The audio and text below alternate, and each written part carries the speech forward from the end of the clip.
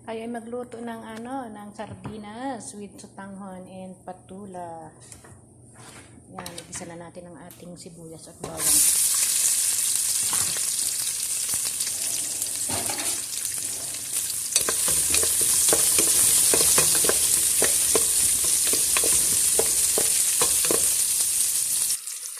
Ilalagay na natin ang ating sardinas.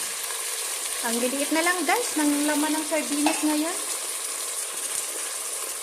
Lagyan natin ng asin at konting baking.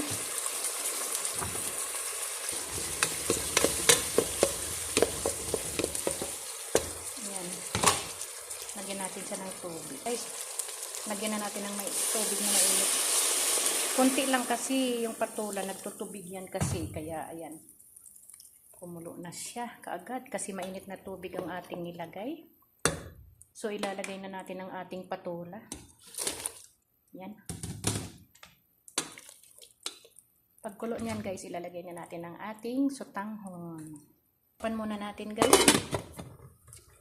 Guys, bubuksan na natin. Ayan, kumulo na. Kaya ilalagay na natin ang ating sotanghon para hindi siya ma-overcook.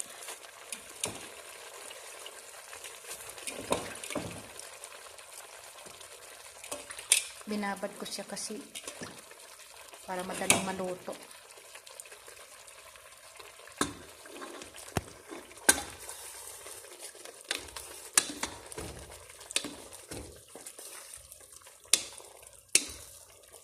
Ayan na siya guys. Luto na. Yan lang. Anong pagkaintindi mo nito, te?